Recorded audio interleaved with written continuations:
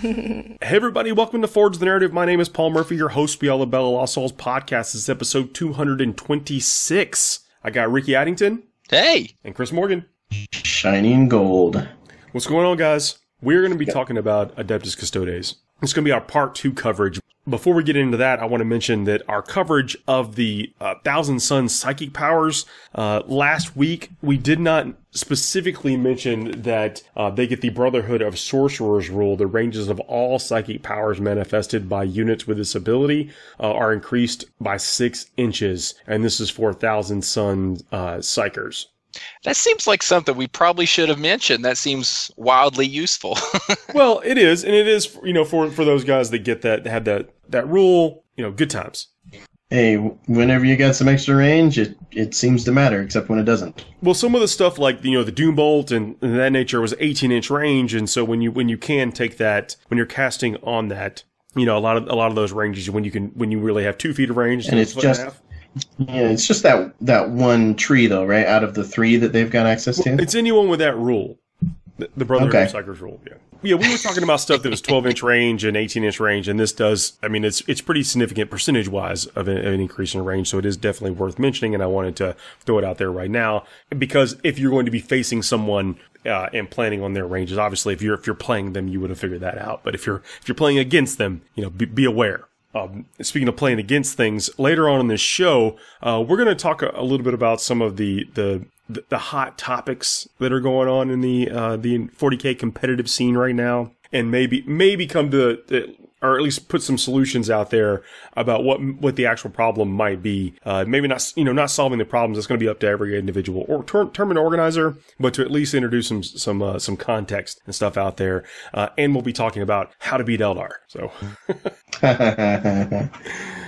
Which is very important. I mean, especially after a big major win, we're going to see tons of copycat lists. I faced this past weekend a pretty much a complete copycat non-painted list. There's nothing more depressing than fighting against a non-painted army. Well, unless you lose to it. Or that's pretty depressing too. That's definitely, yeah. I think you have to commit seppuku or something after that, don't you? Yeah. Oh, the shame. But anyway, we'll get to there. But let's talk about some of the Custodes stuff because we definitely didn't get into. I mean, these guys have 3 pages of relics or something. 2 full pages of relics, and considering the variety of them, it's amazing to me how really, if you want to take more than one, you're going to start throwing away your precious command points. There's so many relics here. Yeah, so 2 pages of relics and 3 pages of stratagems or something. I mean, they get tons of stuff, and it's all pretty not bad too. So, I did just a quick count, like a visual count. I think it was 13 relics or something like that. Well, I mean, if anybody's going to have them, it would be these guys. I mean, relics are in the sense of the word, holy artifacts, and these guys coming out of the throne of Terra. Would have some good stuff if you ask me. And I want to talk about the Auric Aquilus. This is for biker models only. And I'm just going to say that I believe that the biker shield captain, Captain Stabbers, is the best thing in this book.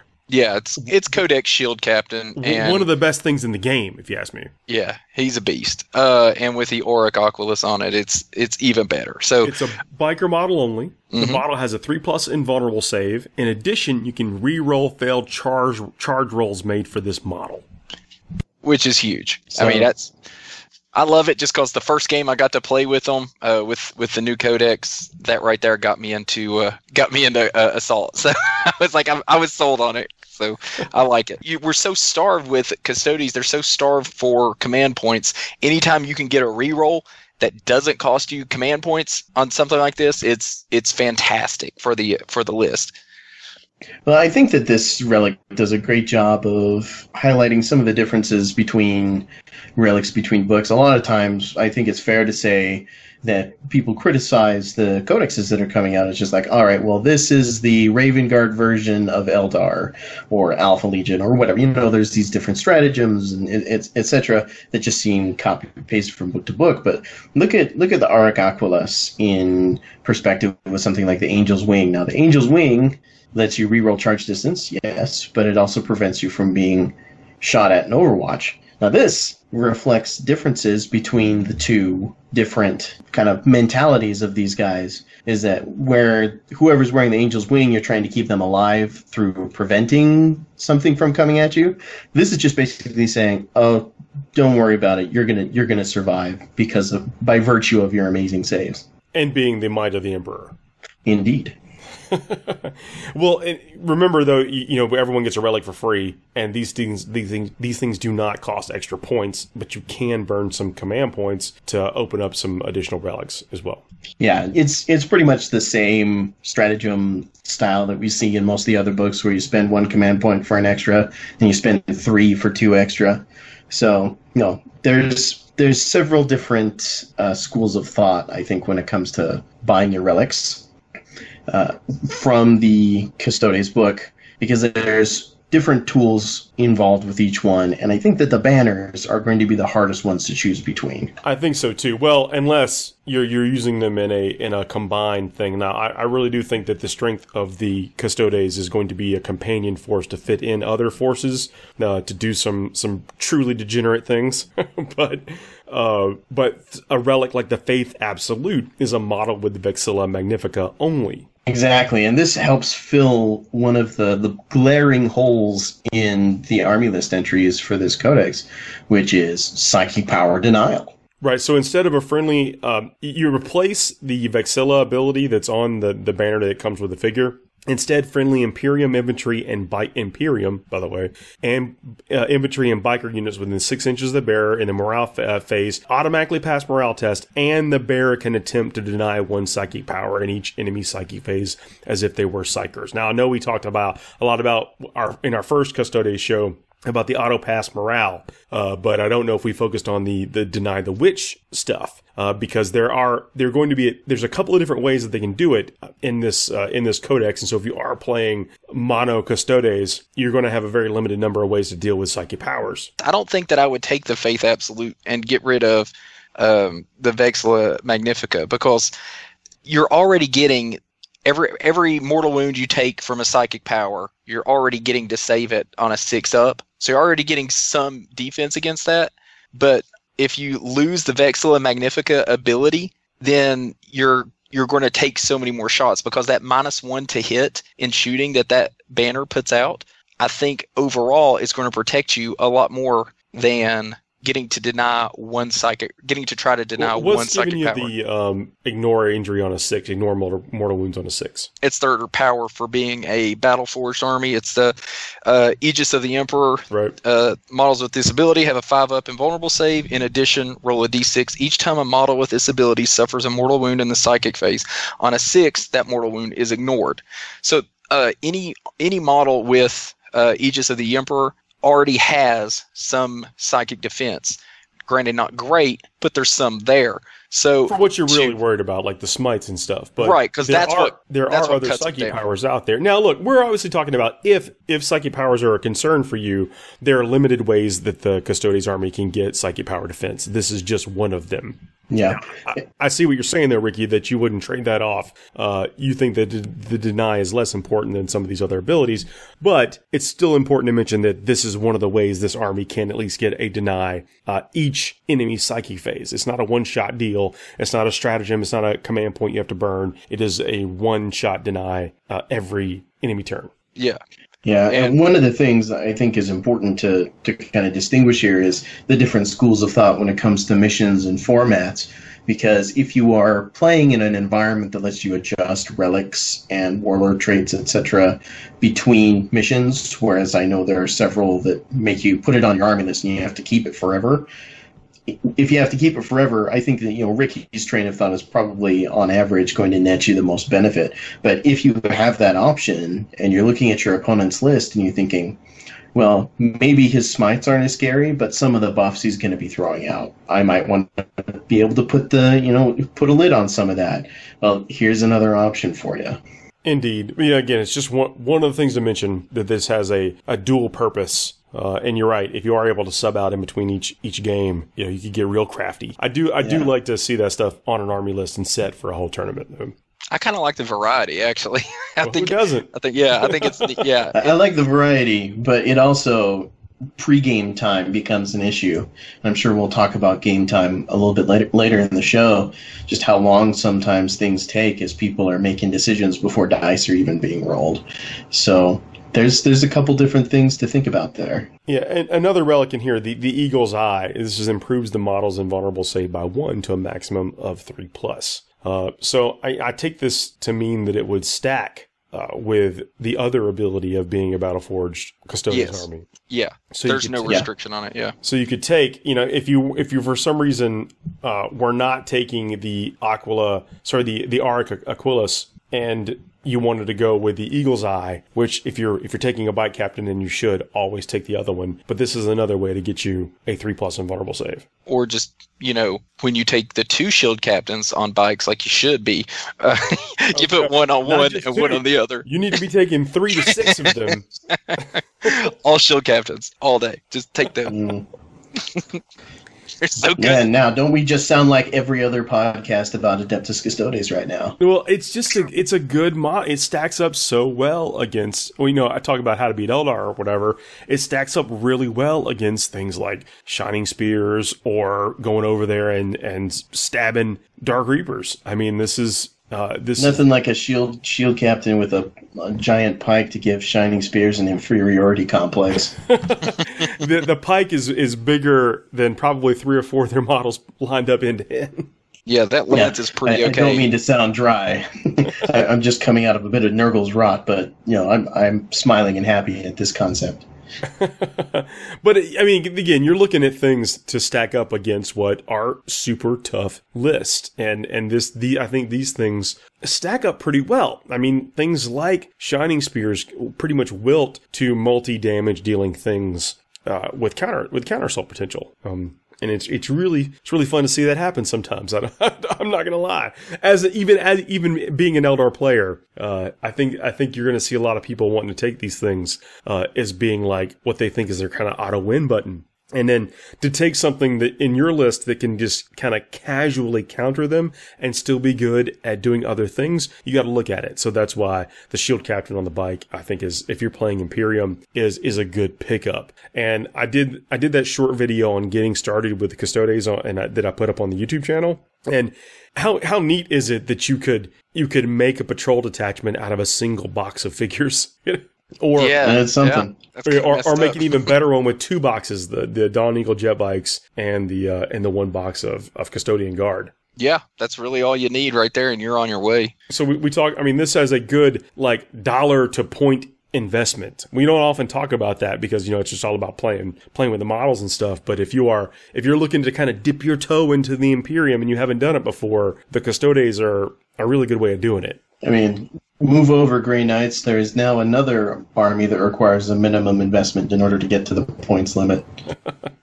Grey Knights. I think I have 22 models in my army. I think total. Is one of them a Land Raider? No, I took those out. They were Thank good goodness. in Index. Hey, they were not bad in Index when they had that 5-up invul and everything. They were. Yeah, the 5-up invul was, it did not suck to have. Yeah. Granted, I only had 3 options in Index, so little different. Times are changing. So yeah, they definitely came out because nobody wants to pay 400 points for a Land Raider. It was 798 points. I think you got an extra combi bolter with that. Ooh. No, I'm kidding. I'm of course being facetious. Yeah, I don't miss them. I like having the bikes in there. One thing I've noticed since I've started, trying out the list with the bikes, though, is they kind of leave the rest of my army behind. And so it's trying to figure out what to do with the guys, because before I had the Land Raiders to move them up the table, and now not nearly the mobility in your normal troops choices that I had before. So I'm really working around dropping them in or not dropping them in or whatever. So it's been an interesting list building challenge that I've come Before into. we get too deep on that, I do want to talk about one of the other banner replacements is the Wrath Angelus, and that may have been one that we talked about, but it's the Imperium infantry and biker units within 6 inches of the bear pass morale automatically. So again, that's huge. We're talking about kind of dipping your toe into the Imperium pool here. These are the types of things that you could build another force around. And it's so easy to do, and they're cool looking models. If I don't mind saying so. I think they're the best looking models. Pretty fancy. In the line, though, we're talking about going down that vein of Deny the Witch and having some type of psychic defense in an army that has no psychers. I believe there's also a warlord trait that gives you one. Is that true? Yeah, Impregnable Mind. You can attempt to deny the witch once in each of your opponent's psychic phases as if they were a psyker. When they do so, add 1 to the result of the deny the witch test. Oh, that's not bad. No. Yeah, basically, he's just like, I'm not a psyker. I'm just going to glare at you until you stop doing that. That's all it is. He just intimidates them. He doesn't even have any ability. It's just intimidation. Now, here's another, though. I'm not sure that I would take that when there's, like the superior creation warlord trait gives your warlord a 5+ feel no pain. Superior creation on a shield captain with the Auric Oculus, yes. What you're saying is I don't know what he's going to have a hard time dying. He's going to do some work. It's, I mean, gosh, what would you not charge him in there against? He's going to be toughness 6, with a 2-up, 3++, and then a 5-up. I'm quite reckless with Banginius. Let me just tell you that I am very reckless. Isn't. Our last tournament, we had 2 people with some Blood Angels in there, and both of them had essentially Banguinius. And yeah, everybody is reckless with him. But this guy's got more wounds. Yeah, the shield captain has 7 wounds, I believe, if I'm not mistaken. I think 6. I think it's 6. I'm checking. Gosh, let's see here. But he does not have as interesting a story. Like I said, 7 wounds right there. 7 wounds, right. Never deny me again, Ricky. I'll flog myself later. I'm kidding. So, yeah, not even a las cannon can kill him. So, I mean, like, how do you justify taking that Deny the Witch, even with the +1, essentially giving him a psych could, when you can have this 5+ ignore injury? Yeah. I just had this idea of how maybe he denies the witch. It's like those old custodian, Imperial bodyguard models, where he just strips off all of his armor and looks at him and starts flexing. It's like try and focus your mind now. I love those. It was so weird when you're looking through those old books and you get to that page, and it's the Infinity Gate or whatever it's called. And it looks so imposing and just bad to the bone. And then you look down to the bottom of the page, and there's these 2 shirtless dudes in pointed helmets and capes. What's going on? You got to stay comfy, man. You got to stay mobile sometimes. I mean, you got to think though that that would be slightly intimidating to know that those are the last defense of Terra. It's like we are so sure about our job that we are just wearing a loincloth. Whatever. I mean, I think it's cool. It's a gutsy move. I mean, and when you think about it, I mean, I was reading some Black Library fiction, and we know Black Library fiction always translate over to the game, right? But, sorry, I got something in my throat. But there is a Space Marine who gets shot by kind of your standard bullet, not a bolt round or whatever, and it just, it never even gets through his skin very much. It's kind of like a Terminator T-1000 kind of moment where he kind of picks the bullets out and flicks them away. You got to imagine that's got to be up to the nth level with the Custodian Guard, right? Yeah. I don't see any reason why not. So there you go. Why wear armor? Except it just looks cool. It does look amazing. Yeah. That's probably the best reason I can think of right now. I love how these guys look. Here's one of the other neat ones, but I don't know how often it's going to come up as far as a warlord trait. The Champion of the Imperium. Friendly Adeptus Custodes, Infantry, Biker, and Dreadnought units that are within 12 inches of your warlord at the start of your opponent's charge phase can make heroic interventions this phase in the same manner as characters. Trajan Valoris has this specific warlord trait. Yeah, the one named character in the book has this warlord trait. It can't change it for anything else. It could be potentially amazing. Well, potentially. It's got to, okay, we know that, in the game, a finite number of turns, that means a finite number of movement phases, so anytime that you can rig extra movement into it for yourself, then you're getting some more life out of your miniatures, that extra fight phase they would not have been able to participate in or whatever. And the fact that it works on dreadnoughts and bikers, that's very important.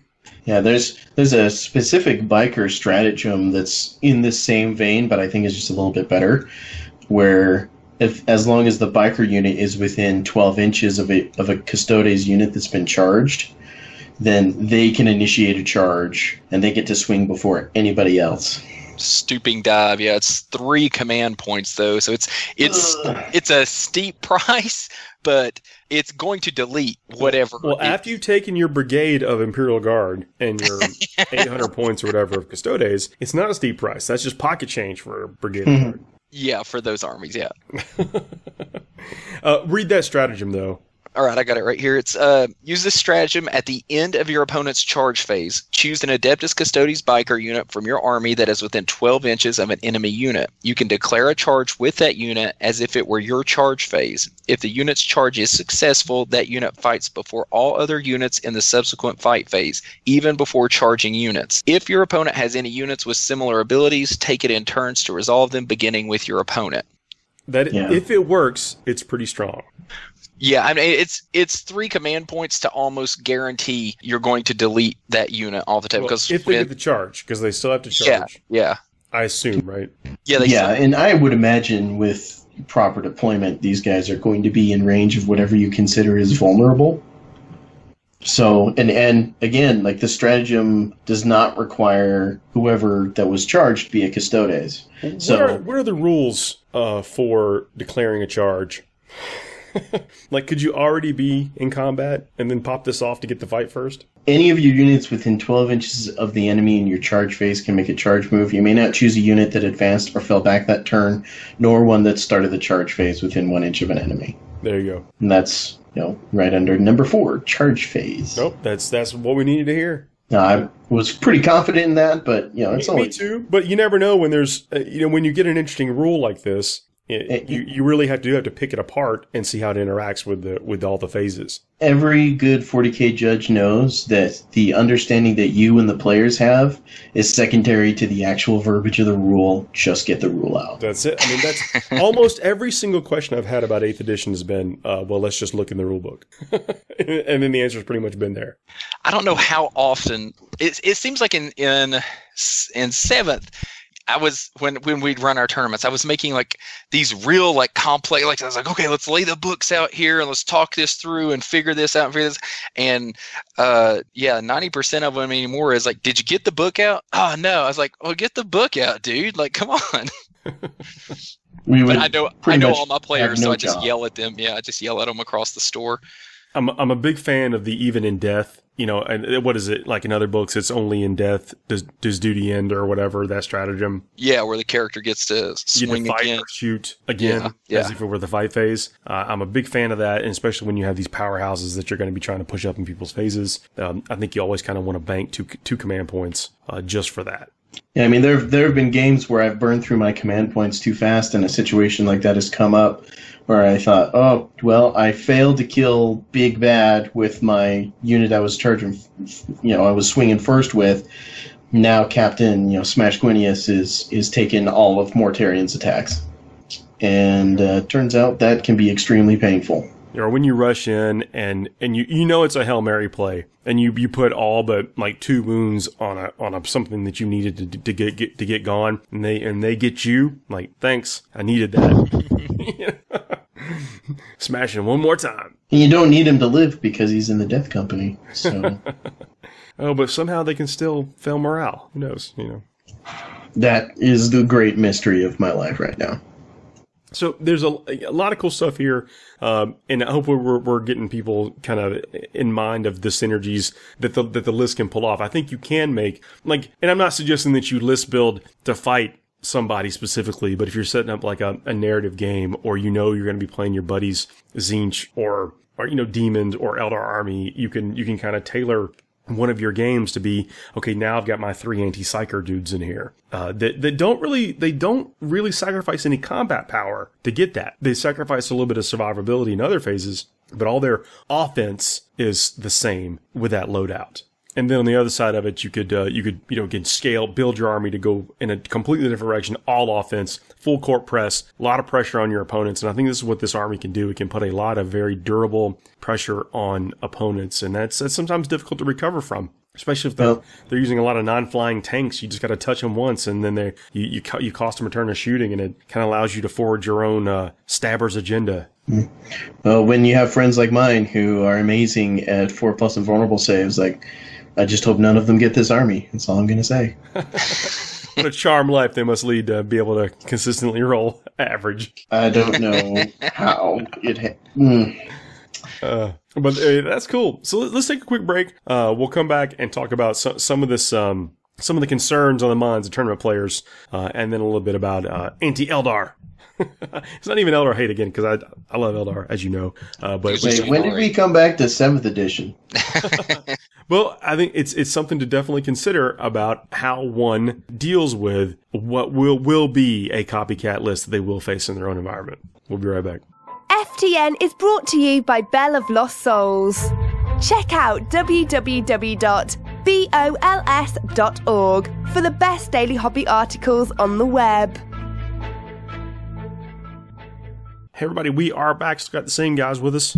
You poor souls. So I want to talk about, I want to kind of like phrase this in a sportsmanship way, but I don't think it's sportsmanship is the right way to do it, because I don't want anyone to ever think that they should not question a wrong rule or ask for a clarification or even tell an opponent they made a mistake or whatever and have that be considered bad sportsmanship, because that is not. Sometimes your opponent has no idea they've committed an error or made a mistake or whatever and are happy for you to let them know. In a very small amount of those cases, they're trying to get one over on you. But in like the vast majority, I'm talking 99% of those kind of situations, it's just some kind of misunderstanding of maybe that's how they play versus how you play. Maybe they read the rule one way and there's been an errata or an FAQ or something that's changed it and they weren't. I mean, there's a million different things that could collide to make you have to have a conversation about rules, and no one is at fault having a conversation about the rules. Can we establish that as the baseline? The people should talk about the rules. That's so unreasonable, Paul. Start over. Well, I just want my feelings to be known that having those type of discussions or pointing out that someone made a mistake is not a sportsmanship issue. So I don't think that is the root of what people are having conversations about. And what I think the actual root of the conversation is about how to make sure that the tournament is specifically competitive in competitive events, how it's fair for both people. And where most games of 40K, like if you're playing like here or even a pickup game at a store or even early rounds in a tournament, there's kind of this assumption that there's going to be this give and take between the players. Like, yeah, I'll let you do that, or yeah, I'll let you do that, or, oh, I know you didn't mean to do that, or you wouldn't have done that if you'd known this, so whatever, take it back. Like, you're supposed to, we have this kind of unwritten rule that you're supposed to do that. A gentleman's agreement, yeah. Without saying it, right? Mm. But that's not in the rules. And so in competitive play, where does that dissipate? And that's a choice that everyone has to make on their own. And that's not something that we can, I don't think, have a realistic discussion that wouldn't get too many opinions and be too subjective or whatever. So it's interesting you talk about this, Paul, because I had an interesting conversation with somebody about the definition of what win at all costs means. And it just illustrates the different opinions that people have about what things mean, and that can include the social contract, like you're talking about. No, it can also include something that's very literal, like win at all costs, and that includes sacrificing things like integrity and dignity. Exactly, and that's kind of how I look at that situation, right? Where it doesn't matter how I'm perceived or what I can get away with, as long as I get away with it, the ends justify the means. Like if I'm a win at all cost player, that's what that means to me. Not how you build an army list, for example, or things like that. And that's, people's opinions are going to be people's opinions. I doubt that we're going to change a whole lot of that here. But in the context of this discussion, I think it's very important to point out that the integrity part is the crux of this issue. And there's so many facets to in a competitive environment to where the mistakes come in that are honest mistakes or ones that are brought upon through circumstances outside of another player's control. Yeah, absolutely. And I also, again, I want to kind of bring it back to some degree that I don't want to talk about the integrity of human beings. Because I think that we can all agree that sometimes it's going to be huge and unflappable, and sometimes we're going to be playing people that it's a bit of a moving target. I mean, that's life, and that's fine. We're never going to be able to, I don't think, legislate what that really means. So, with that said, and with it said that it's okay to have rules discussions, what is the real issue of how we can maybe solve this at events? And I think that is having more control over the time. Time is the one thing that if every player had equal time, and I know there's no way to really achieve this, or is it even realistic with rolling saves and with interacting in your opponent's phase, with having just different, less models maybe in one phase and another or whatever, because of reserves or because you don't have many models at the end of the game, it's going to be really difficult to figure out. But that time that we have during the tournament round, and if we could find ways to make that time equitable on both sides and not disrupt the way the game is played, then I think we'll have less of these. I think some of these other things will completely melt away. I think a lot of what you're talking about with time, when in reference to player mistakes, is that when you feel like you don't have time, that's when you start rushing things. And when you're rushing things, that's where you're going to make the most mistakes. And that's going to put you at sort of your opponent's mercy in many cases, right? If you are trying to do 10 things at once and those things need to be done in a certain sequence, and you mess up that sequence, there's definitely room to abuse that, and then the question becomes like, all right, whose responsibility is that? The player who has no time? Do they need to suffer further a loss of their own time as a result of something like that? I'm not looking for a specific answer. I'm just like raising the question. What do you guys think? And I had a very similar issue to this pop up, and actually had a question pop up at my last tournament. Was a very good friend of mine was playing a demon list that, what is it? It's basically it killed a demon, it spawned 2 more demons and a zombie every time a demon died. And so his turns were taking forever. It was his opponent's turns were taking forever because every time his opponent killed something with his Primaris Marine army, 3 models. He's fishing out 3 models and everything. And then we're getting close, and I call out like 30 minutes left in the round, and they're like on turn 2 or something. He comes over and mentions that, they didn't really have time to play out their game and everything. And then I was like, well, you got 30 minutes. You do what you can. And then after, and you as a judge, you don't know what's happening over there on that table, really. And you can't come over there and backtrack and really pinpoint where the delay is. So where do I say, okay, this is your fault, you're slow playing, or blah blah blah blah or whatever. But towards the end of the tournament, he was talking to me, and he said, and he was pointing out the way we were scoring the tournament. He said, well, that unfairly punishes lists or armies that can't make it to turn 3 and 4. And he said, well, that's not fair. And I said, well, don't bring an army that you can't make it to turn 3 on. I said, thank you, Ricky. If there's a format that you're going to go to a tournament that you have 2.5 hours to play in the tournament, and you get points for each turn, such as a progressive or something like that. If you can't finish at least 3 turns in the tournament, maybe it's not, because it's definitely not the rules. The rules are more streamlined than they've ever been. But the way the game works right now, it makes it very easy for certain armies to spam just massive amounts of chaff units And stuff like that slows the game down. And if you can't play within the confines of that, then you need to look at your list. And I think there's a way to address that within the missions as well. If we, instead of just saying you won so you get max points and you lost so you don't, if there's punishments in there, or penalties I should say, for not being able to make it to turn 3 in a game, I think that could incentivize people to maybe change it. Before we get too far off the beaten path here, yes, there are ways to incentivize people, and that's how our organizers create the culture for their event. Like, you do it through a myriad of different ways, and missions and scoring and whatever. That's like, it's what is that saying, that there are two wolves inside of every man. One is the evil, one is the good, and which one lives? Yeah, it's the one you feed, or which one thrives. It's pretty sure I read that in Black Library Fiction. You could have, but you get where I'm going. Is that there are ways to incentivize the culture. And that is something that you should look at too. Like, how do you prevent some of these feel bad experiences or whatever?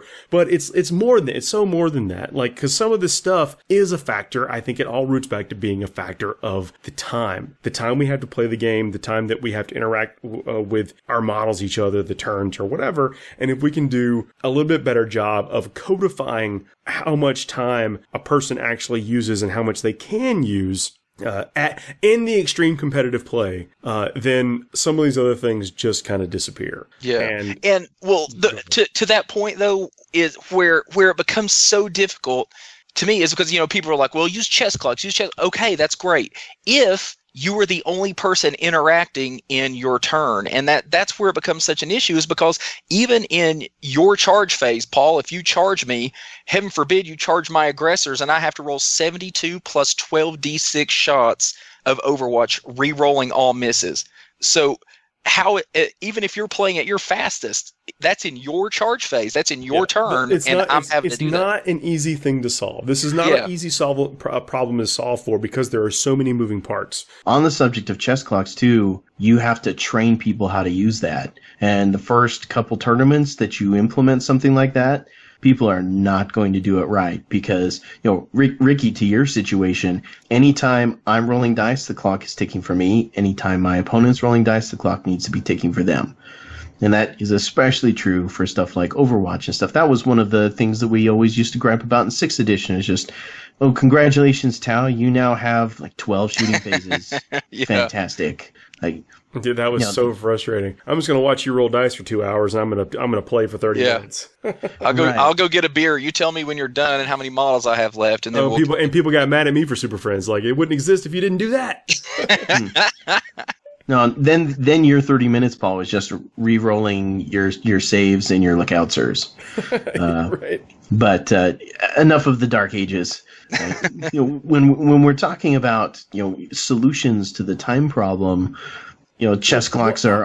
I don't want a solution right now, because I think that it's just figuring out where to point the mind to start solving, I think, is what is the point for this conversation right now. And I think that is, I'll go back to, I think it's the time. It's the time that we get to touch our fingers and play the game. And how do we solve it? I don't know. I'd like to see a giant shot clock, basketball style, that has a buzzer and everything. I don't know. The solution for me, really, I think where a lot of these problems that we're hinting at and not calling out specifically can be addressed by having certain conflict resolution methods or policies laid out in the tournament packet itself. Things that empower judges and administrators to follow along or address problems in a way that doesn't come off as just someone's arbitrary opinion. You're slapping talking about a play. Like active refereeing, like in a boxing match, for instance, or an MMA fight or something like that. Not necessarily. I don't think we should bring that into 40K. But that's impossible for 40 tables. What I'm talking about is a way. But you are right, though.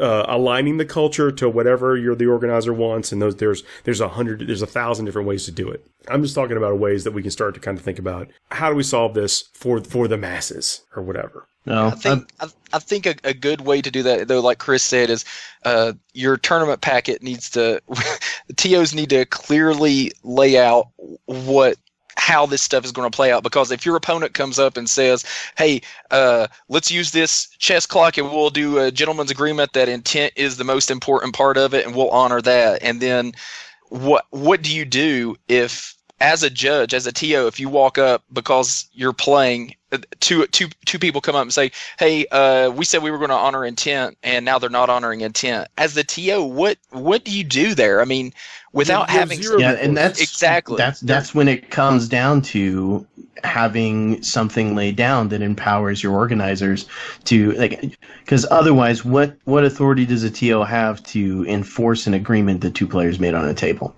Exactly. Like, at an RTT, I'll swing my stick around and be like, "All right, well, you didn't honor your agreement, and I'm not cool with that in my kind of event."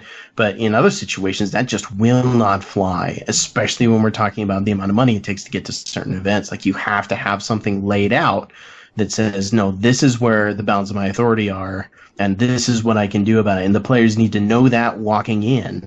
And that will solve a lot of the problems I think people are worried about with gotcha moments or take backsies for specific advantage. I don't even want to say that those table. things are those are sporting things. Like, there is part of the game is mental fatigue and hope and capitalizing on an opponent's mistake. That is part of the game. That is absolutely part of the game. Part of the tournament. I don't know. I don't want to, and this is where I'm going to disagree with you, Paul, is that I don't think that manipulating circumstances for your specific advantage is part of the game. It's completely different. That is not manipulating circumstances. But if a player forgets to do something in the appropriate phase and then wants to do it later.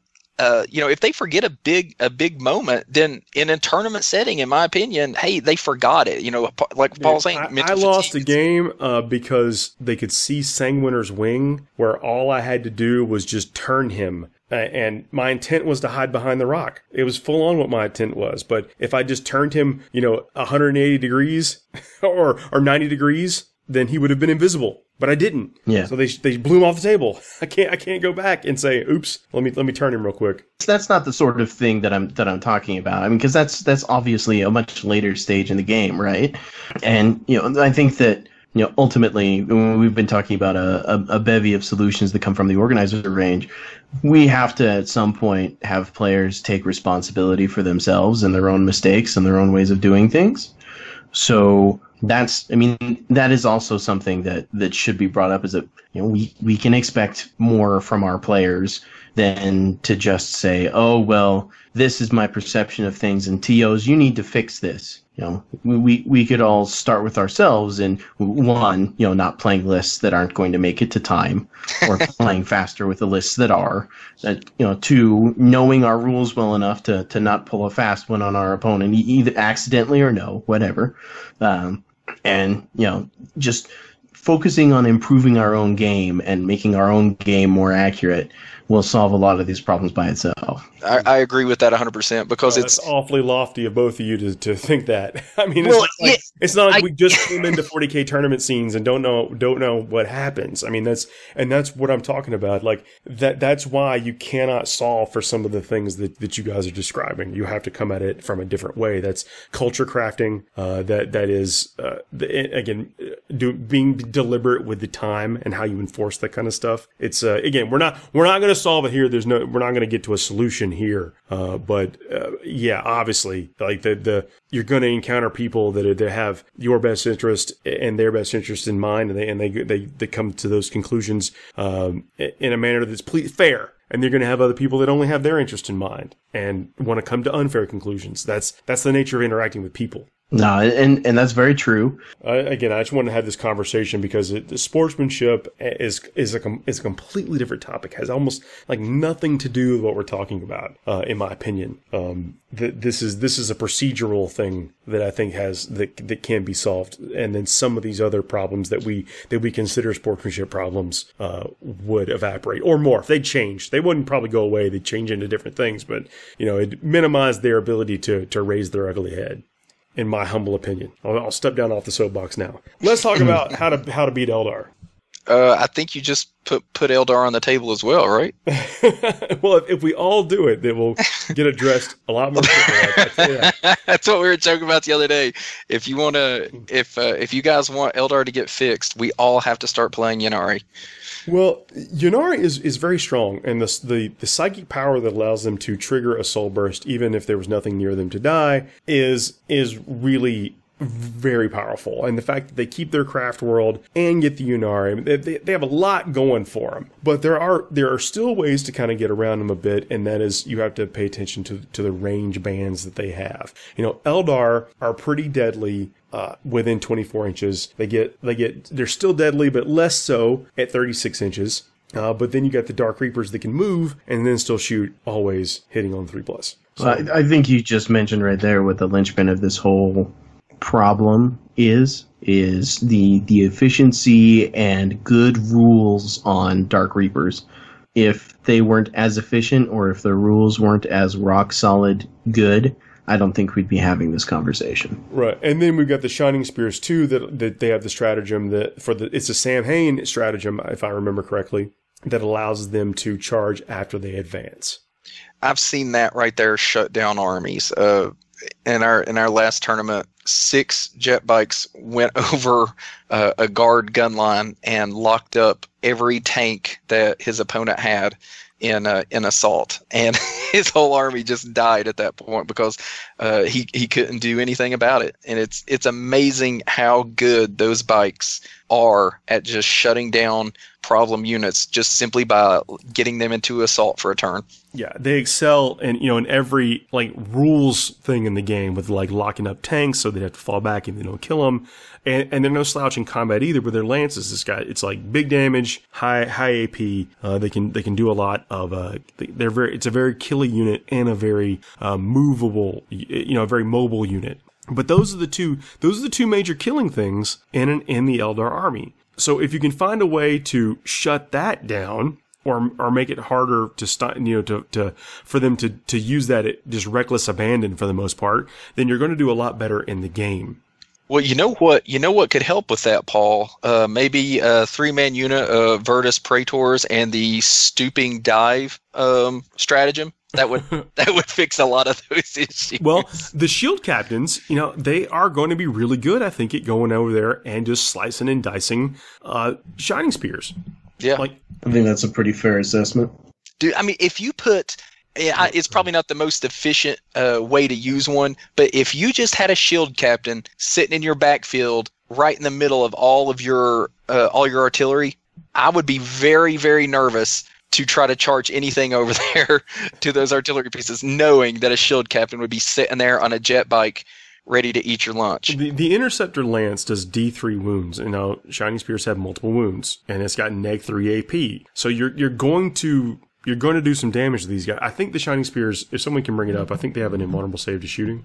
So yeah, the 4+ invulnerable save to shooting is the acrobatic or aerobatic grace models in this unit have a 4+ invulnerable save against ranged weapons. So in melee, in close combat, they only have a 3+ armor save. So saving on 6s versus Captain Stabber's doing multiple damage, doing D3 damage. So he, with his multitude of attacks, with his 5 attacks +1 if you get the Misericordia. Yeah, Misericordia, and then being able to reroll wounds on the turn that he charges after he's shot a bunch of Hurricane Bolter shots at him.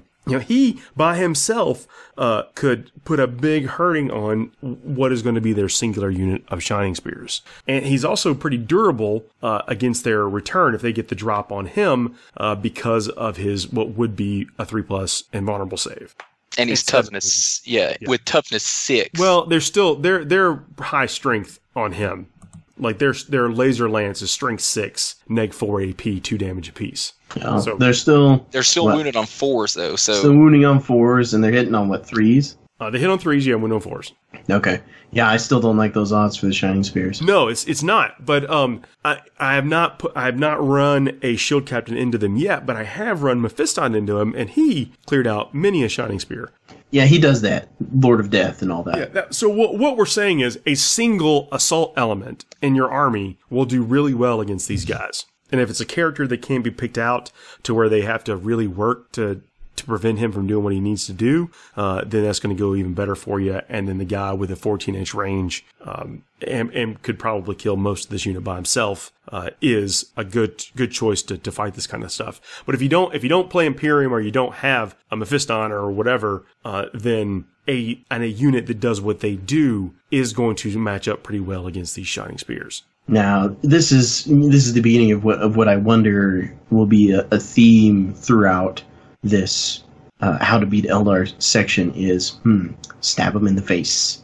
Yeah, it's pretty much always going to be, well, if you just grab them by their scrawny little necks, yeah, then life is going to go better for you. That said, one of the other strengths, I should say, of the Eldar book and the Dark Reapers in general, who are, I think, the biggest problem that this current list represents, is that stratagem that intercepts deep strikers. Yeah, the forewarning or whatever it's called. Yeah.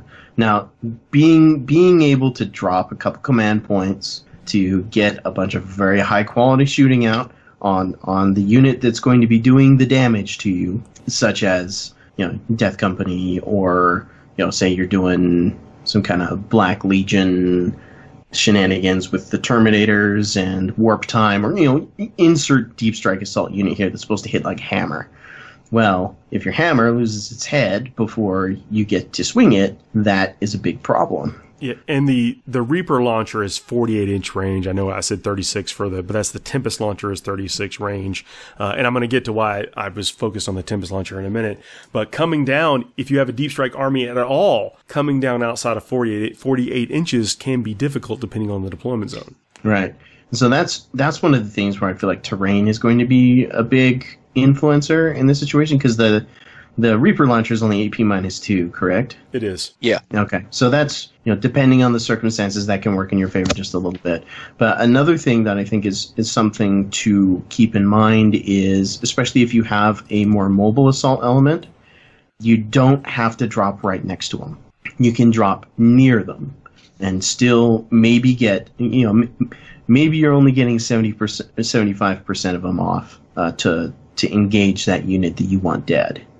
But it's better than only getting 25% off. Well, I'm just saying don't drop within 48 inches of these guys unless you're behind some terrain. And that's one of the things to point out, though, is that using the terrain to your advantage, the Tempest Launcher can target things outside of line of sight. It's only strength 4 with neg 2 AP and only 1 damage. A lot better than being shot by Star Swarm missiles that are strength 5, neg 2, 2 damage apiece, heavy 2. Yeah, see, now those things, they make me nervous for my Hammer unit, which is the Sanguinary Guard. Those are the perfect kind of Sanguinary Guard killing missiles. Yes, where you're saving on a 4, 50-50 Sanguinary Guard guy dies. Yeah, you do not want that. So how do you deal with the Dark Reapers? Well, I just told you that an assault unit, a dedicated, real actual assault unit will make short work of the Shining Spears, and I believe that. I've seen this happen a few times now, personally done it, because they're going to want to get aggressive with that. They're going to expose themselves to be attacked. And if you have a real powerhouse in your army that can do it, and it doesn't have to be Imperium. I mean, there are chaos things, demon things, a Bloodthirster. I mean, Bloodthirster's a bad example because he can be picked out before they get there. But if you have a character that is really good at slashing things, that's your Shining Spear nullifier right there. Dark Reapers, a lot harder to deal with, but shooting them from outside of line of sight with indirect fire weapons like mortars. You guys know I don't advocate mortars a lot. I'm not a huge fan of their strength and stuff, but I am a big fan of mana cores. I'm also a huge fan of flyers that can run up there. They can start out of range, then get in range and take out some of the Dark Reapers. Remember, every Dark Reaper you kill, even if it's just one, you're reducing the fire that you're going to be taking the next round. And every time they can't fire that heavy 2 weapon, you're doing better. Yeah, I think it goes without saying that you're going to want to make sure that whatever your thinning the ranks sort of solution is, it needs to have some kind of AP. Because oftentimes you'll see those Dark Reapers set up in cover, in terrain, so their 3+ armor save is now gone up to a 2+. So if you have, some indirect fire, and this is probably a weakness for my own list. Going to be buffed by Farseer. Remember, Farseer is going to be within 6 inches, 12 inches of these guys, so they can get their intercept. But they're going to be buffed up with a protect and fortune and that kind of stuff. Yeah.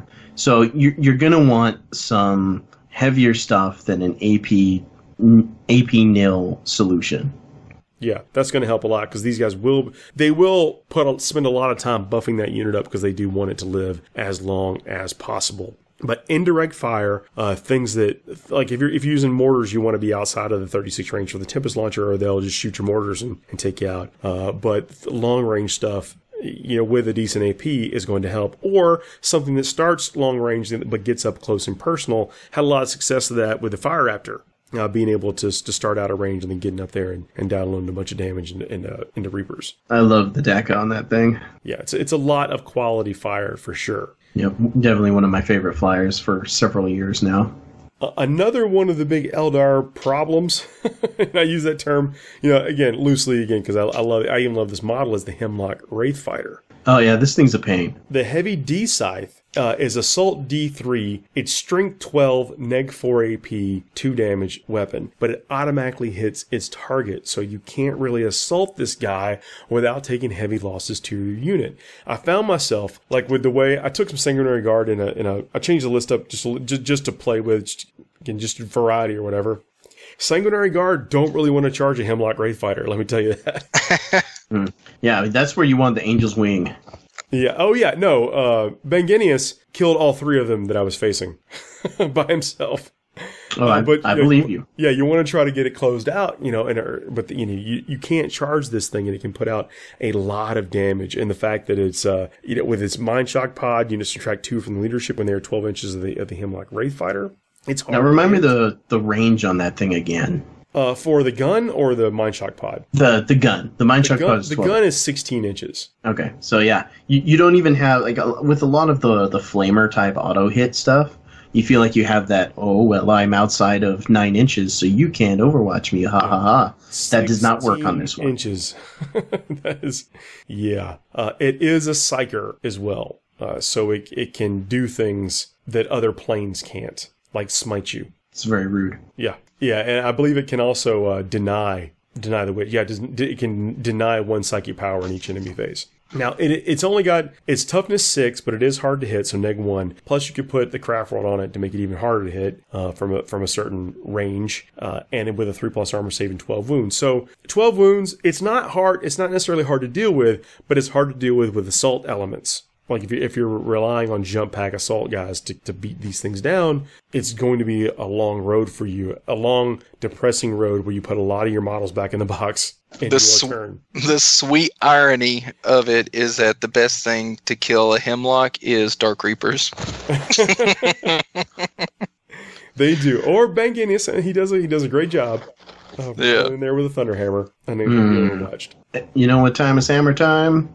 Every time. Every time is hammer time. I think those are probably the chief, other things enable them to be really good, but those are the what I would consider the power pieces in the Eldar army, that if you build a strategy to deal with those, then you're going to win a lot more of your games against this faction.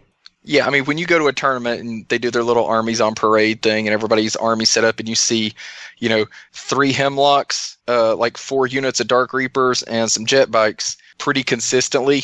I've seen 3 of the same army lined up before. So if you're going to see it, So definitely have something to deal with those, and you'll do well. Yeah, you will. And we often say that like you're not going to get through a tournament without fighting X, Y, or Z list. Eldar are definitely going to be on that list of things that you're not going to make it through a 3-on tournament without encountering. So having a plan to deal with the 3 things that we mentioned again, just looking at them and knowing how would your army deal with it? What actually could do fairly well against it? Again, because like if I had to rely on just Sanguinary Guard to kill a Hemlock fighter, that single Hemlock fighter is probably never dying. So just be aware. Yeah. That's all I'm going. This is just a little bit of Eldar awareness talk. Know thine enemy. I feel like there should be a T-shirt or something with Smokey the Bear. So basically, this is like a big sales pitch for Eldar, right? That's why we did this? I guess. Or what can kill Eldar?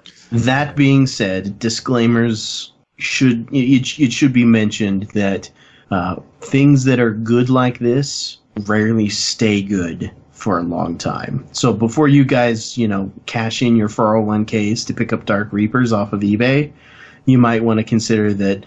This is nothing official, of course, but there's a very good chance that some of these more outrageously good things get brought back into the realm of safe. Well, let's talk about it from a perspective of knowing no information at all, which we don't. But they did publish their process for how to deal with major changes in the game. And in March, we are scheduled for a big FAQ, a big FAQ / errata. FAQ is what we call them, but they're a lot of times erratas. And March is scheduled for that. March, and then what is it? September or something? I think is the next one. It's on the community site of when we can expect these things. So everything with speculation and grain of salt, we at least know that that's a date coming up where we can expect some changes to the game, and this might be one of them. Who knows? Yep. I mean, it's something to put on the radar. I think the trend that we've seen with things like commissars and conscripts, brimstone horrors, etc., there's a chance that some of these things might be addressed. Yeah, so I think the writers want things to be good, but they don't want things to be the no-brainer always. Why is not everyone in the whole world taking this stuff? Right. Well, and that's the thing that that was the thing that got everybody so excited about 8th edition was everything seemed to be useful now. I don't think it's outside the realm possibility at all that we're going to see all of these units, or at least just the Ynnari in general, get addressed. Well, finishing moves is back. Let's take a quick break, and I'm going to come back with the finishing moves segment. It's going to be specifically about one shade, but I've been really enamored with it the last week or so. I'll tell you why. Coming right back. Is your garage full of dusty old models? Head on over to Frontline Gaming's secondhand shop. We buy, sell, and trade used Warhammer miniatures daily. Head on over to frontlinegaming.org for more details. Hey everybody, we are back. Hope you enjoyed that word from one of our sponsors. Finishing Moves is back. I know we've spent several weeks where we have not covered a Finishing Moves segment, but I got a big one here. Now, some of you, this is not a secret, and I'm sure a lot of you already know this, but I want to talk about Athonian Camo Shade. It's my orc's happiest wash. Well, it's like one of those other miracle products. It's right up there with the venerable Nuln Oil and Agrax Earthshade, if you ask me. Is it the Nuln Oil of green? It is. It's the Nuln Oil of green, but it's a greenish brown, and that's the secret sauce here. Because for a long time I've had the Colia green shade, and I thought I don't need any other green washes. I've got the Thraka green. I've got every green wash that's ever been put out. I don't need another one. But I've been painting my buddy's Flesh Eater quartz and getting him ready for a tournament that's coming up for him. And on the back of the box, it had, I look at tutorials all the time. I will take the advice of people that are better at this than me and put it to good use. And it had Athonian Camo Shade as one of the primary, on the back of the starter box, where it lists these 4 colors painted this miniature. When you can tell there's 10 colors on it, but they list what the primary ones are. And I went and got it. And it goes over gray really well. For ghouls, I painted their skin Celestia gray, that really light gray color, and then went over it with Athonian Camo Shade, and it looks like a ghoul. It looks like I actually painted a real ghoul. That's good to know, because my son's zombie army is about to get painted, so that's going to make it a lot easier. Well, when I painted these, I combined, and like, don't be afraid to mix up techniques. I combined the box tutorial with Duncan's tutorial on the Warhammer TV YouTube page, where he put Caribou Crimson over their hands to make it look like they've been like feeding themselves entrails and stuff. Right. So they got bloody hands. That worked out perfectly. This segment's not about Caribou Crimson. It's my Athonian Camouflage. Get back on topic, Paul. Celestia Gray, Celestia Gray, Athonian Camouflage, and the model was pretty much done. I mean, I'm not even, it was almost done. Then you dry brush. This is when you get that Super Tech, go back in and dry brush in like a bone color, like a Screaming Skull or Ushabti Bone or something like that. Like over green, that's when it really starts, like the green looks more green when you put that bone color on there. It's just, it's the way a subtle highlight of what you might consider a contrasting color really brings it all together. But now I'm also painting some Death Guard stuff for Adepticon for the team tournament. And I came to a section, on the Plague Burst crawler, on the sides of it, it has like an armor plate where it stops and the tracks begin. It has a bit of a skirt of chainmail and some chains that hang down over that, the gears and everything like that. Yeah. Well, I wanted something to stand out, so I painted the chainmail part, like the smaller, finer chains, lead belcher, like I do everything. And I'm thinking, what do I do here? So I painted the big chains lead belcher too, and I'm like, what do I do here? I just put null over all the chainmail, and it's going to be exact. It's going to look great. It's going to be exactly what I want, whatever. But I thought, you know what? Let me break out this Athonian Camo Shade and put it over the fat chains, and I'm going to use null oil on the smaller chains and just see what it looks like. Wait, you're making this way too hard, Paul Murphy. It looks great. And it gives you variation and distinction of the color. Because when you're looking whenever Ricky, when you're dry brushing a knight or whatever, you want to go back in, like you're dry brushing all its undergears and stuff like that. You want to go back in and pick out some of the knobs, the dials, a gear here and there with a different color. Because that's how you really start to notice the details and stuff on arrows, so it look too washed out. And this camo shade, it did exactly what I wanted it to do. It's got a dingy, almost like an engine oil look to it when you put it over lead belcher. That's kind of cool. Yeah, without having to go deep into the enamel paints. I'll use whatever. I'm a big fan of doing heavy weathering, and sometimes that some of the techniques, lend itself to kind of going the enamel based route. But don't like this. Like I would have gotten this Athonian Camo Shade gives me an enamel look. That's something that's a lot safer to use, a lot easier to clean up. Yeah, because I'm going to do, anytime I use an enamel, I'm just destroy. I just write off that brush because I'm terrible at cleaning my brushes with enamels. But yeah, without the use of white spirit or whatever. Yeah, I like the idea of using that more to like grime up an engine or something like that. That sounds pretty cool. It really will do it. Now, I'm not saying don't go back in and dip in some agrax or whatever and some maybe some of the deep recesses, but if you want that kind of, and I went so far as to, I then put it on the tracks of the tank, like completely coated the tracks in Athonian Camo Shade. To really give me that effect on the over. I painted them lead belcher. I wasn't sure what I was going to do with the tracks. I hate painting tracks. It's not my favorite. It's not my favorite thing to do.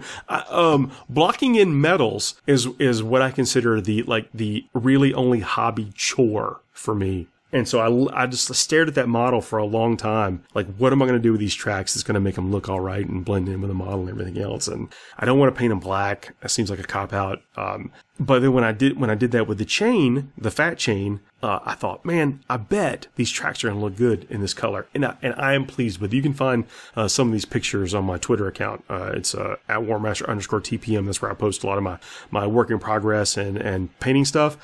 But I really just wanted to share that as someone who thought that he had enough green washes, that this brown-green Athonian Camo Shade I've really enjoyed using it, and it worked. It covers it in the exact same way and gives you a predictable effect, much in the same way that Null Oil and Agrax Shade do. I'd like to see that on some other stuff too. I use my Custodes. They're Valdor gold. They're not the like Retributor armor that most GW stuff is painted. It's Valdor gold. It's a Forge World gold. And then I use Yeah, fancy schmancy until I run out, and it takes 3 weeks to get another bottle. The Bale-Tan Green shade, I basically do a wash of Bale-Tan Green over that gold, and it gets in the recesses and gives it a really cool tone. I kind of wish I'd tried out yours there on that gold. This camo shade. Yeah, just in the deepest recesses in the Bale-Tan on the where if you use it to try to go on the flat parts. Yeah. And one thing about the camo shade with what I've noticed is that, especially on metallics like you're talking about, it can retain at times, depending on how much you're putting on there, that sort of glossy look to it. Like it will have a sheen to it. It's not a matte. That may be why I thought it was like engine oil, because it's got that a little. Now I'm going to knock the shade. I'm going to knock the varnish off, or the finish off with a satin or matte or whatever. But it's got that look to it. You're right. So whenever you're trying to make your golds look more interesting, you're throwing in like your greens and your purple washes.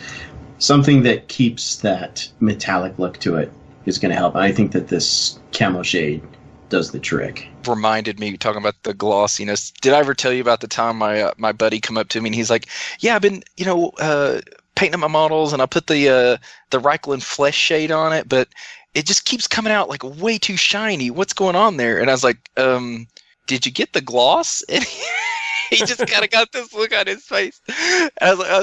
So he had washed all of his models with the flesh shade gloss. And so he was freaking out. I was like, just get an anti-shine varnish or something. You'll be fine. That's it. But it cracked me up because the bottles look so similar, and that just cracked me up. You got to read. Yeah, got to know what you're reading when you're buying your paint. So the versatility of this paint, or the shade or whatever, I just really want to talk about in this segment, because it can give you some variation, even if you just use a little bit, like I did on that Nurgle tank. I just used a little bit, and at least started out a little bit, and then I went further with it. But if it just had that variation in the chain, it would have given me a little bit more detail on my tank. And then going over that gray, it gave me like horror movie, like these ghouls look like they came right out of, Dawn of the Dead or whatever. And when that Caribou Crimson over their hands, it looks. I'm pleased with the effect. That's all I can say, and I wanted to share that as someone who thought he had all the green shades he was ever going to need. Try it. I mean, that's it. Try it, and you'll get some distinct look and variation, and maybe something in your army, and that's what this segment is about. And I think that speaks volumes about the washes themselves. It's just how, like, one simple little thing that you can, try something new, and you could paint models the same way. Everything you do is the same, but just trying a different wash on it can give you such a different result. And that's kind of the fun thing about those washes, is you can just try a little thing different and watch how it changes, and just all the different ways you can paint things up. With just that extra bit of versatility that washes give you is a lot of fun from a hobby perspective. Yes, it's quick things that you can do that take essentially no skill. The only skill it takes is putting it on the model, in a way that doesn't gloop up, and letting it dry before you do anything else. Yeah, that's it. That's important. Yeah. Ooh, I did put a blue wash on my apothecary, or a shade. I didn't wash it, but like it's most of the time when I use a shade, I'm just like lathering that into the recesses. But when you do that blue shade on like apothecary helmets and white, where you got to get a little brush and just barely go into like the cracks and the corners and stuff, I was so proud of myself. I never do that. Nice. Well, guys, I hope you all enjoyed the show. We will be back next week with some cool things to talk about, I am sure. Is there anything else you guys want to add before we get out of here? I don't know if y'all know this or not, but the Custodian jet bikes, they're pretty good. So maybe look into that. Oh, there's tournaments coming up. I'll put the upcoming tournaments in the show notes. And I know like the Barry Bash, we talked about that last year. That's coming up in Canada. We got a lot of Canadian friends that are going to that. I'm sure it's been a successful event year over year. So look forward to hearing how that goes. That's coming up real soon. We've got the 3-man tournament, the Valentine's Day Massacre, coming up at Gigabytes here in I guess a couple of weeks. That's it's like a week. It's a week. Yeah. A week. By the time days. this releases, it is a week. Yeah. We're looking forward to that 3-man tournament, and then get the Louisville Slugger coming up soon in June.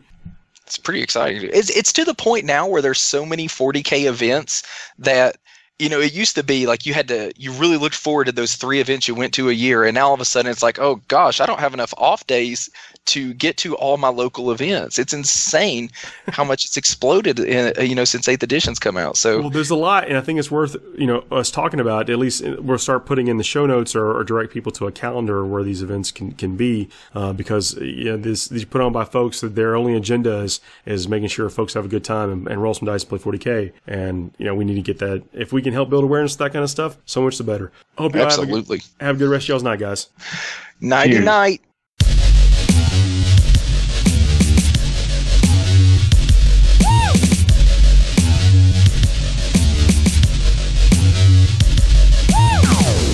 Thanks for listening.